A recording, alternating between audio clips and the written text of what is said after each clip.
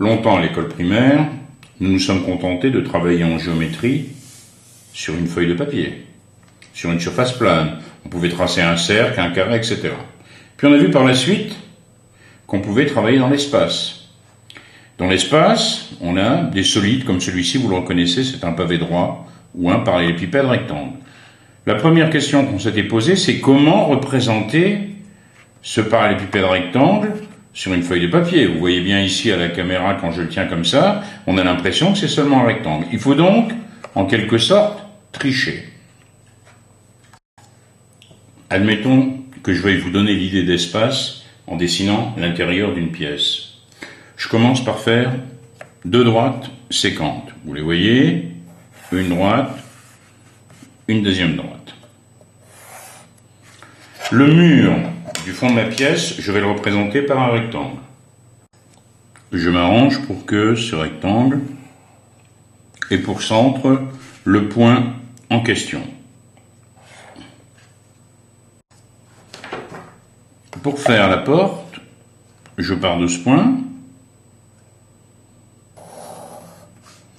et je vais tracer la porte ici en tenant compte du fait que les lignes verticales restent verticales. Donc ma porte, elle va être comme ceci.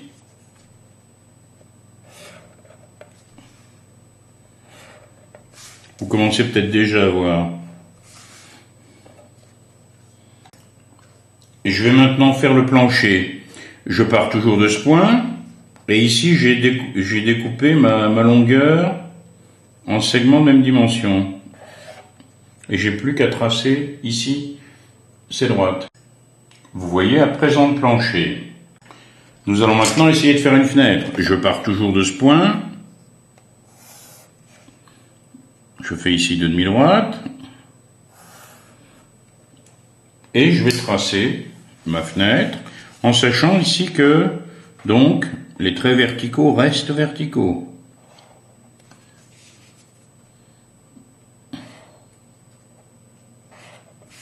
J'obtiens la fenêtre. En utilisant la même technique, j'ai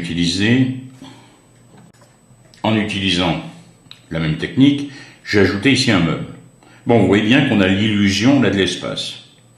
Eh bien, cette technique, c'est la perspective à un point de fuite. Vous voyez que ce point a une importance capitale, c'est le point de fuite. Si vous remarquez, les lignes ici qui ne sont pas verticales convergent, ou horizontales convergent, ici vers ce point de fuite.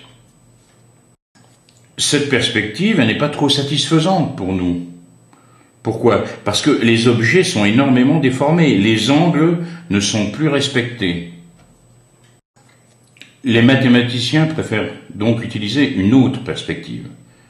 C'est la perspective cavalière. Alors, comment fait-on? Imaginons que vous vouliez représenter ce solide en perspective cavalière. D'abord, vous allez le poser devant vous et vous allez le placer de telle manière qu'une face soit exactement face à vos yeux. Donc ici, c'est cette face que vous voyez, qui est ici, face à l'observateur qui se trouverait dans cette zone. Je pourrais représenter l'œil ici de cette manière. Cette face, on va exactement la représenter en vraie grandeur. J'ai ici 5 cm et ici 1 cm. J'ai tracé le rectangle. En toute logique, les arêtes ici qui partent de cette face devraient être évidemment perpendiculaires. Bien, c'est là qu'on va tricher. Ces arêtes, en fait, on va les incliner. En général, on les incline par rapport à l'horizontale de 30 degrés. On va également tricher, entre guillemets, sur leur longueur. La longueur est de 3 cm. Je prends à peu près la moitié, donc autour de 1,5. Je ne prends même pas de rapporteur pour avoir vraiment 30 degrés. Bon, en général, on prend à peu près 30 degrés, mais de toute façon, notre manière de faire, c'est quelque part une tricherie. Donc que vous preniez un peu plus ou un peu moins de 30 degrés, ça n'a absolument aucune importance. De toute manière, dans la réalité, ça ne correspond pas à ce qu'on est en train de tracer. Alors attention, ici, je fais donc à peu près 30 degrés en prenant la moitié, je disais. On avait ici tout à l'heure une arête qui faisait 3 cm, donc je prends la moitié, 1,5.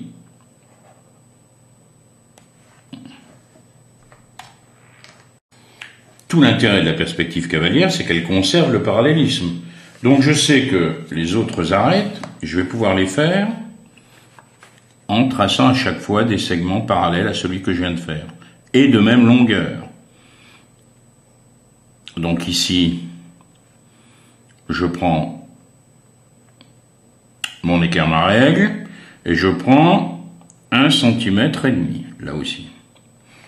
Et je peux ainsi tracer cette face. Alors attention, il faut toujours se poser la question, est-ce que l'arête est visible? Oui, comme le solide se présente, l'arête est visible, donc je ne la mets pas en pointillé. Vous vous souvenez, on avait adopté cette manière de faire l'an dernier. On continue. Attention, je suis ici en pointillé. 1,5. La dernière arête, ici, de la même façon, on a 1,5.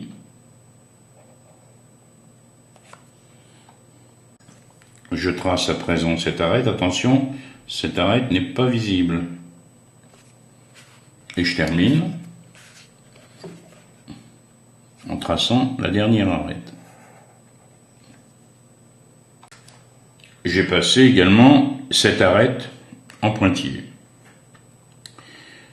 Donc l'élément important à retenir, ce sont ici ces arêtes qu'on a inclinées. Eh bien, cette perspective, elle n'est pas à un point de fuite, comme la perspective d'avant, c'est une perspective à ligne de fuite. Ces lignes que nous avons inclinées ici, ce sont des lignes de fuite, et ce sont ces lignes de fuite qui vous donnent l'illusion ici d'avoir devant vous un parallélépipède rectangle. Alors ce qui est intéressant évidemment pour nous, en mathématiques, c'est que deux droites parallèles dans la réalité, elles restent parallèles ici. Deux droites sécantes restent sécantes. Si vous avez des points alignés, ils restent bien sûr alignés sur votre représentation. Et si vous avez ici par exemple le milieu de ce segment, dans votre représentation, vous retrouverez ce point et il sera évidemment le milieu de ce segment. Donc les milieux sont conservés. Au début de notre scolarité, quand on a travaillé en géométrie, quand on traçait des figures, c'était toujours des figures qu'on pouvait tracer sur une feuille de papier.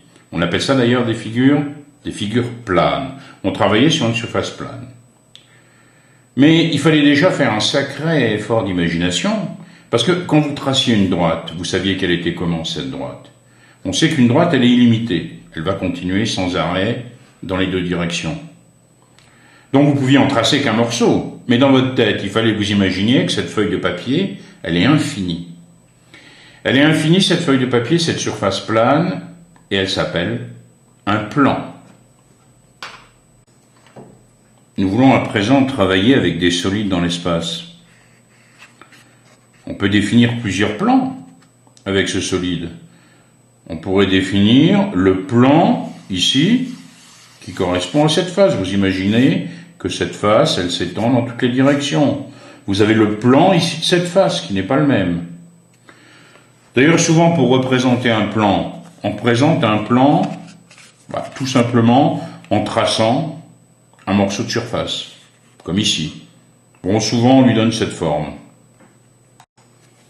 Admettons que j'ai ici un plan P. Quand je prends ce plan P en main, si je le tiens ainsi, c'est plus le même plan que quand il était posé ici. Il y a évidemment des milliards et des milliards de plans. Alors toujours dans votre tête, il faut imaginer que le plan, lui, il est bien sûr infini. Alors ici, on a donc, si je ne bouge plus mon solide, le plan ici qui correspond à cette face, le plan qui correspond à cette face, etc. D'abord, quelques règles fondamentales qu'on appelle règles d'incidence qui vont vous paraître assez évidentes. Si vous prenez 2 points dans l'espace, quelle que soit la position de ces 2 points, à condition qu'ils soient comment les 2 points distincts, vous êtes sûr qu'il passe une seule droite par ces 2 points. Si vous placez 2 points A et B distincts sur le plan, vous êtes sur le plan P en l'occurrence, vous êtes certain que la droite AB est contenue dans le plan, à condition bien sûr qu'au départ les points A et B soient distincts. J'ai ici 3 points dans l'espace qui sont symbolisés par ces petits bouts de pâte à modeler orange.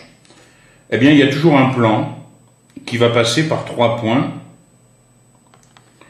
à condition bien sûr qu'au départ ces 3 points ne soient pas alignés. Si les 3 points sont alignés, prenons ce morceau de verre, de manière à bien voir ici, qu'est-ce que vous voyez? Vous pouvez incliner ici votre plan, et vous avez toujours les 3 points qui sont sur le plan. Donc à ce moment-là, vous n'avez pas qu'un plan qui passe par les 3 points. Il faut que les 3 points soient bien sûr non alignés. Enfin, dans un plan, toutes les propriétés que nous avons vues jusqu'à présent restent vraies dans n'importe quel plan. Les théorèmes de Pythagore, le théorème de Thalès, etc. Tout ce que nous avons vu jusqu'à présent reste bien sûr vrai pour n'importe quel plan. Imaginez ici que ces 2 morceaux de bâton soient des droites. Quand je les tiens, ces 2 droites comme ceci. Regardez bien. Eh bien, il va être impossible de faire passer une feuille de papier qui contienne ces 2 droites. Évidemment, quand ces 2 droites étaient ici, elles étaient dans le même plan, ici, le plan de la feuille de papier. Quand je tiens mes 2 droites comme ceci, il est absolument impossible de faire passer une feuille de papier par ces 2 droites. Elles n'appartiennent pas au même plan. Elles ne sont pas coplanaires. Des droites coplanaires sont sur le même plan. Vous voyez ici les droites AB et CD, elles sont contenues dans le même plan P. Elles sont coplanaires.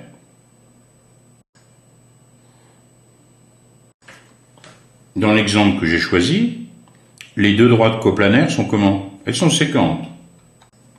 On peut très bien tracer une autre droite qui passerait par B et qui serait parallèle par exemple à CD. On va l'appeler par exemple BE. Qu'est-ce qu'on peut dire de BE et CD? Elles sont coplanaires et elles sont, dans ce cas-là, parallèles.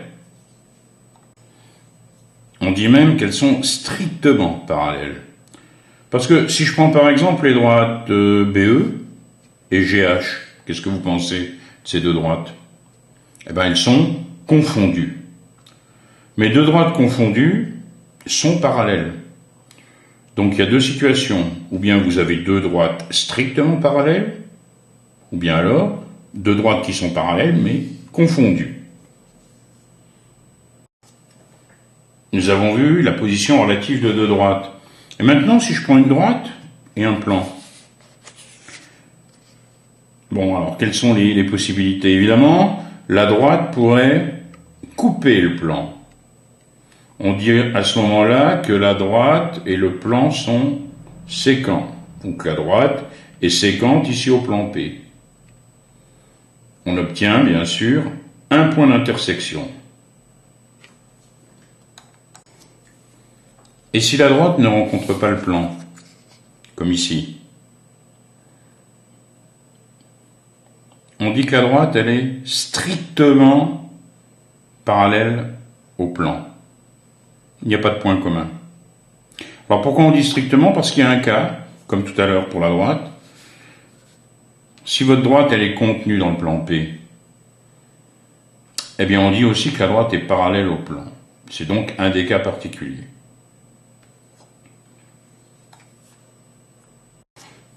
Parlons maintenant de la position relative de deux plans.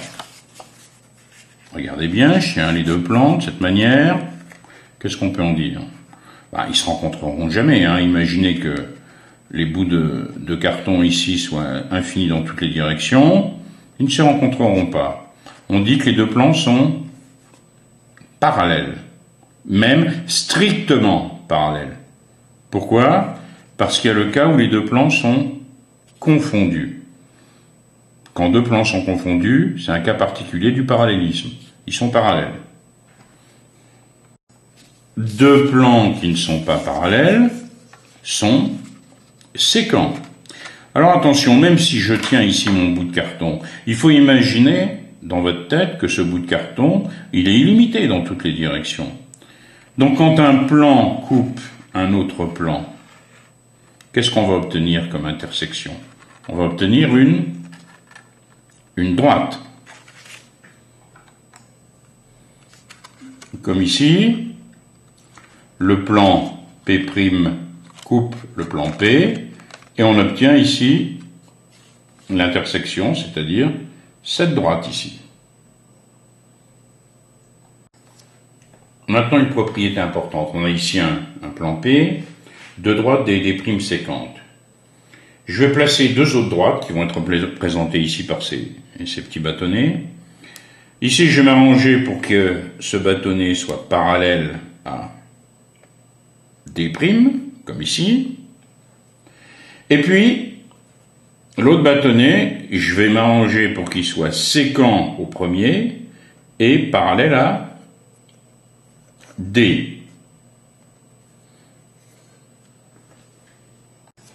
Les deux droites représentées par les bâtonnets sont séquentes. Elles appartiennent à un même plan P' que je peux représenter ici par ce bout de carton P'. Qu'est-ce que vous constatez? P et P' sont parallèles. Donc pour montrer que deux plans P et P' sont parallèles, si vous arrivez à trouver sur P' deux droites séquentes qui soient parallèles respectivement à deux droites séquentes d'un plan P, à ce moment-là, vous pourrez dire que forcément P est parallèle à P'. Deuxième propriété importante sur le parallélisme. J'ai ici un plan P, une droite D. Si je tiens une droite dans l'espace qui soit parallèle à la droite D, qu'est-ce qu'on constate? Forcément, cette droite va être parallèle au plan. Donc, quand on voudra montrer qu'une droite est parallèle à un plan, il suffira de trouver sur ce plan une droite qui soit parallèle à la droite en question. J'ai ici deux droites qui sont parallèles. Vous les voyez, ces deux droites ici. Je vais faire passer un plan par une des deux droites, c'est-à-dire que la droite qui est ici, représentée par un bâtonnet, va être contenue dans le plan ici. De la même façon, j'ai ici un plan séquent au premier plan qui contient la deuxième droite. Qu'est-ce qu'on constate? Les deux droites au départ sont parallèles et la droite qu'on obtient, qui est l'intersection des deux plans, cette droite ici, elle est parallèle aux droites de départ. C'est ce qu'on appelle le théorème du toit. Si on a deux droites parallèles D et D', si on a un plan P qui contient D, un plan P' qui contient D', et que ces deux plans sont séquents, à ce moment-là, la droite d'intersection des deux plans est parallèle aux deux droites de départ. Une dernière propriété. Vous avez ici deux plans qui sont manifestement parallèles. Et on a un troisième plan qui vient couper ces deux plans. On a ici nos deux plans parallèles Et on a un plan en brun ici qui vient couper ces deux plans parallèles. On obtient donc deux droites d'intersection. Qu'est-ce qu'on peut dire des deux droites d'intersection? Elles sont parallèles. Regardez bien, ici elles sont représentées par les bâtonnets. Si deux plans sont parallèles, tout plan coupant l'un coupe bien sûr également l'autre, et les deux droites d'intersection obtenues sont parallèles. On a ici une droite des deux qui est parallèle au plan P. On le voit mieux ainsi.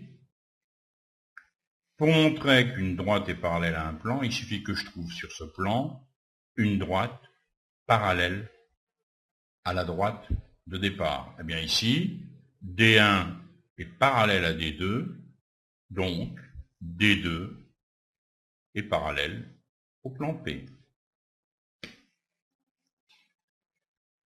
Voilà une propriété qui peut être utile pour montrer que deux droites sont parallèles. On a ici deux plans parallèles. Si on a un troisième plan qui coupe un des deux plans, il coupe forcément l'autre. Et les deux droites d'intersection sont parallèles.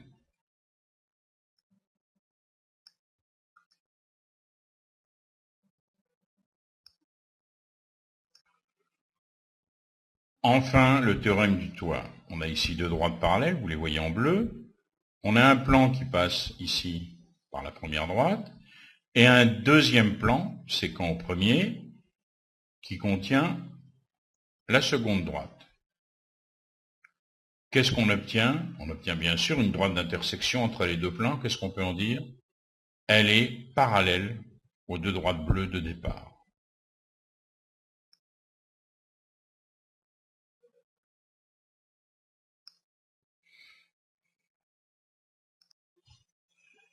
La géométrie dans l'espace.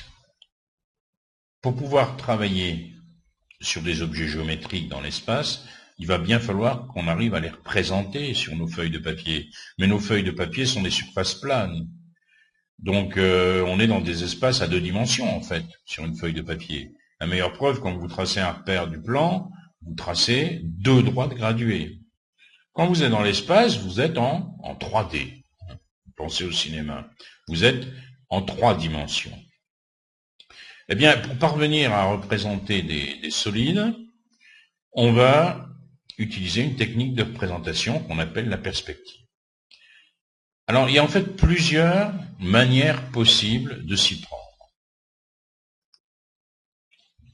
Observons ce cube.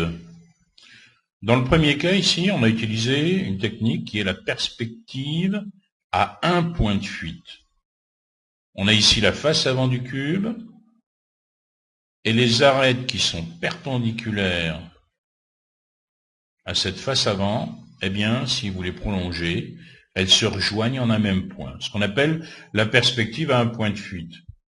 C'est d'ailleurs la perspective qui a été la première employée par des peintres. À côté, on a une perspective différente.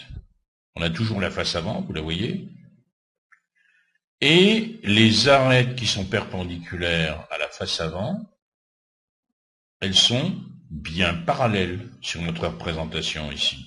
On a respecté le parallélisme. Mais pour donner l'illusion qu'on a un cube, on a triché sur l'angle, c'est-à-dire on a fait ce qu'on appelle un angle de fuite avec ces arêtes perpendiculaires. Parce que normalement, ces arêtes perpendiculaires, on les verrait pas. Si on avait le cube exactement en face de nous, on ne verrait pas ces arêtes.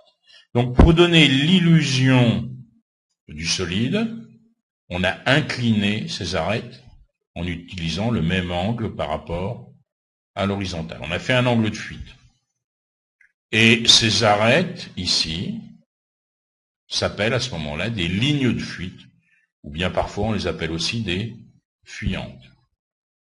Alors cette représentation ici, d'un cube en perspective cavalière, c'est la représentation qu'on utilisera, parce que géométriquement, elle nous donne plus d'informations que la première. Pour représenter des solides en perspective cavalière, il faut respecter certaines règles. On les voit ici. On va les observer sur la représentation en perspective cavalière d'un pavé droit, d'un parallélépipède rectangle. Voilà un pavé droit représenté en perspective cavalière. La première règle, c'est que toutes les arêtes cachées, tous les segments cachés, sont représentés en pointillés. Tout ce qui est visible est bien sûr en trait plein. Deuxième règle, les éléments du plan vue de face, ici, c'est donc ici ce rectangle ABFE, sont représentés exactement. Les mesures sont respectées, les angles bien sûr sont respectés. Donc on avait ici AB égale 8 cm, BF égale 4 cm. Il en est de même évidemment sur la représentation en perspective cavalière. Ce plan vue de face, on l'appelle aussi plan frontal.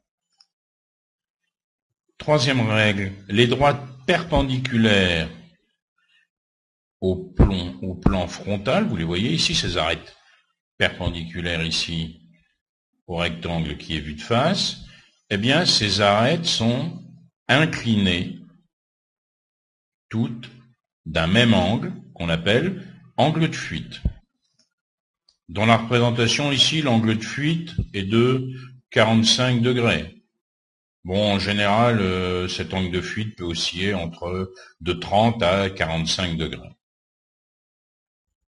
Donc, toutes les arêtes perpendiculaires au plan de face ont évidemment le même angle de fuite. Quatrième règle, les arêtes fuyantes ici, qui reposent sur les lignes de fuite, les arêtes fuyantes ne sont pas représentées avec leur véritable mesure. En général, elles sont divisées par 2 ou bien alors multipliées par un coefficient comme 0,7. Donc ici, dans notre représentation, la longueur EH, qui est en réalité de 3 cm, n'est plus que d'1,5 cm ici, sur le papier.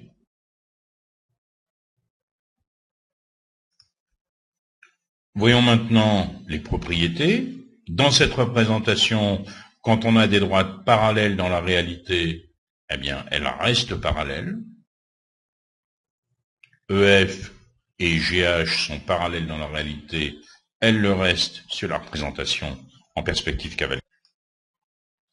Si les droites sont séquentes dans la réalité, elles le restent bien sûr dans la représentation en perspective cavalière. Des points alignés dans la réalité restent alignés bien sûr sur la représentation en perspective cavalière. Enfin, les milieux des segments sont conservés. Si on a le milieu du segment FG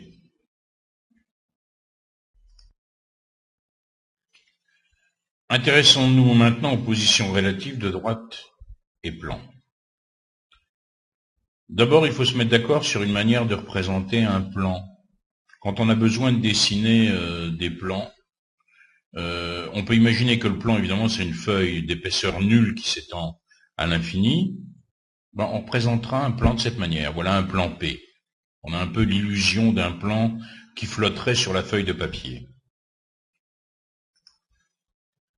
Voici maintenant des règles que nous admettrons, on les appelle les règles d'incidence, et qui seront valables dans l'espace. D'abord, dans chaque plan de l'espace, on peut appliquer tous les théorèmes de géométrie plane qu'on a vus. Pythagore, Thalès, etc., tout ce que vous avez vu. Par 2 points distincts de l'espace, passe une droite et une seule notée AB. Vous vous souvenez, c'était déjà le cas dans le plan. Par 3 points non alignés ABC, on arrivera à faire passer un unique plan, qu'on pourra noter par exemple ABC. Enfin, si 2 points distincts, A et B, appartiennent à un plan P, alors toute la droite AB est contenue dans le plan P. Parlons maintenant des positions relatives de deux droites. Déjà, dans l'espace, deux droites, soit elles sont dans le même plan, à ce moment-là on va dire qu'elles sont coplanaires, soit elles ne sont pas dans le même plan.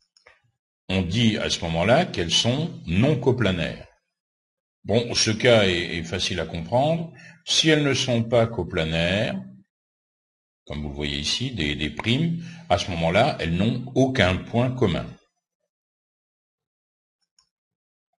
Si elles sont coplanaires, vous retrouvez bien sûr les situations que vous aviez vues précédemment au collège. Soit elles sont séquentes, ici des primes ont un point d'intersection A, soit elles sont parallèles, strictement, ou confondues.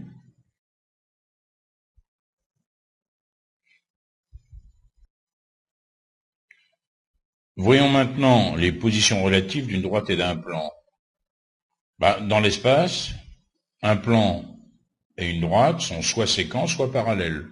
Quand ils sont séquents, comme ici, leur intersection est un point. Ici, D coupe le plan P en H. Quand la droite et le plan sont parallèles, il y a deux cas. Soit la droite est contenue dans le plan, ou bien strictement parallèle au plan. On a le droit d'écrire D parallèle à P en utilisant ces symboles. Enfin, voyons le cas de deux plans. Soit deux plans sont séquents, soit ils sont parallèles. Bon, s'ils sont séquents, ils vont avoir comme intersection une droite, ici une droite D. S'ils sont parallèles, ils peuvent être confondus, P et P' ici sont confondus, ou bien strictement parallèles.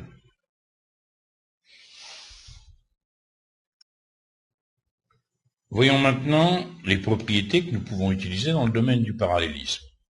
Si on veut montrer que deux plans sont parallèles, eh bien, si un plan P contient deux droites séquentes, qui sont parallèles à deux droites séquentes d'un autre plan P', alors j'ai le droit de dire que P est parallèle à P'.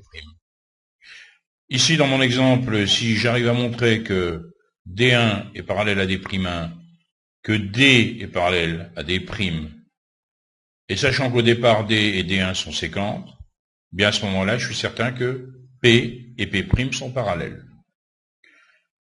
Deuxième propriété qui peut être utile, si deux plans sont parallèles, tout plan parallèle à l'un est parallèle à l'autre. Cette propriété doit vous rappeler quelque chose, ça ressemble étrangement à la propriété qui disait si deux droites sont parallèles, toute parallèle à l'une est parallèle à l'autre. C'est ce qu'on avait appris quand on travaillait uniquement dans le plan. Pour montrer qu'une droite est parallèle à un plan, je peux utiliser la propriété suivante. Si une droite D' est parallèle à une droite D d'un plan P, alors la droite D' est parallèle au plan P. Bon, autrement dit, si je veux montrer qu'une droite elle est parallèle à un plan, il suffit que je trouve dans ce plan une droite qui lui soit parallèle. Voilà maintenant une propriété très importante qui peut nous servir à montrer que deux droites sont parallèles. Supposons qu'on ait deux droites parallèles D et D', on les voit ici. P est un plan contenant D, P' est un plan contenant D', eh bien, si les plans P et P' sont séquents, je suis certain que leur intersection, donc une droite, sera parallèle à D et D'. Alors, cette propriété est appelée le théorème du toit. Pourquoi? Regardez ici. Quand vous représentez les plans de cette manière, on a donc deux droites parallèles, on a deux plans qui vont se couper, et leur intersection est forcément une droite qui va être parallèle aux deux droites précédentes. C'est le théorème du toit.